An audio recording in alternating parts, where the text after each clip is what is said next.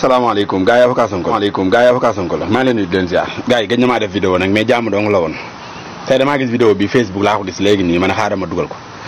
gars yi seetaan leen vidéo bi ma ñëwaat. moo dal ñi fi nekk nii depuis militant lan am Touba ay sympathisant lan am Touba. res carte sangam diw moo fa nekk koo xamante ni waa koñ bi xam ne ko waa dëkk bi xam nañ ko amuñu ko.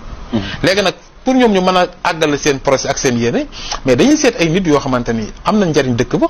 mën nañ seen bopp bëgg nañ leen seen projet yi àgg mais ñu lëkkaloo ñooñu liggéey parce que bu ñu àndatu ñooñu liggéey liñ bëgg duñ ko am. ñeneen ñi nga xamante ni tey ñoo nekk si xëy na bëgguñu Cheikh Abdou Bara Dolly ci ñenn ñi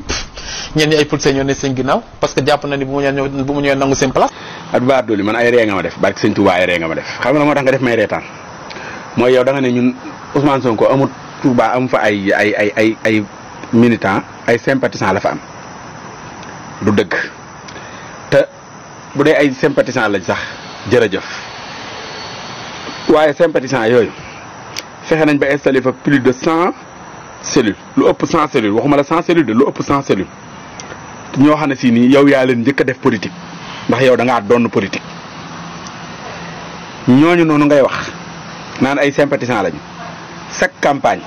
ñoom ñooy tëgg itinéraire ba ci élection yi nga àndoon ak ñoom ñoo doon teg seen itinéraire ñoo la doon wax niñ koy doxalee ñoom ñoo la doon wax niñ ko bëggee te yow da nga leen doon topp ci seen ginnaaw xanaa ñooñu ñooy ay politiciens ñoo mujj a ñëw ñoo féete xale te ñoo la wax yow li nga doon def saa boo xëyee yow ak sa gàngoor da nga duñ doon wóor ba gis ñu ñëw langal nu ko ñoo la doon jox ngay lekk ñoo la doon jox ngay naan ñoo la doon yóbbu ci suñu ay nit amoo kenn benn nit nga ñu mas a yóbbu benn dëkk boo xam ne da ngay dem ba Baxdaad nga ñuruxlu noonu ci biir foofu nga ñu mas a yóbbu feneen foo dem ñun ñoo la fa yóbbu suñu nit ñoo fa nekk te ñun fuñ dem suñu responsable moom lañ fa fekk ji fuñ dem suñu responsable lañ fa fekk ji nga ne amuñ kenn koo xam ne si nii koñam xam nañ ko fa waxoo dëgg man sama koñ xam nañ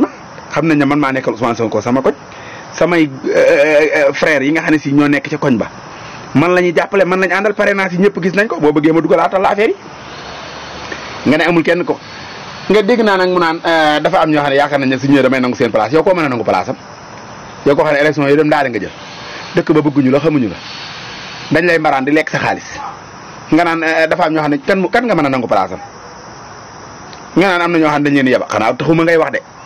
barke yàlla bu ma lijjantee ba xam ne maa tax ngay wax sa gaaruwaale boobu dootoo ko defati yamal nga yem mën ngaa jël numéro jomaay de man ngaa accolaateen te jomaay de man ngaa boroxloo man ngaa def lu ne waaye liste électorale yi moom liste député yi doo ci dugg kooku moom maa la ko mën a garanti doo ci dugg yow échelle politique kay dootoo ñu ko def lànk la ñuy def jeex naag deenaa yam a faga dootoo ànd ak ñun ci élection bu la neexee nag mën ngaa ñëw topp ñu nag langal nu ko foo déggee ñu ne jomaay ngay ñëw nga fexe ba xam fa mi taxaw nga dem taxaw bokk ca ranga nga ñëw boroxloo dugg ci biir booy di la baraawa boo gisoon vidéo yi man say mbokk laa yërëm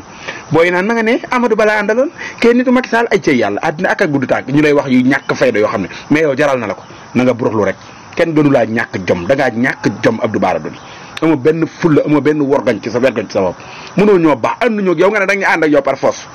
ànd ñoo yow cancer nga koo àndal day perte te ñun bëggunoo perte ngir yàlla banu nga dem ànd ñoo yow nga ne da nga ñu ànd ak ñun par force Ousmane Sonko woowu la président Diomaye woowu la kan moo la woo yaa woo sa bopp nee nga par force da ngay bokk waaw léegi ñëwal bokk rek te tëj sa tamañ gi bokkal te ub sa tamañ gii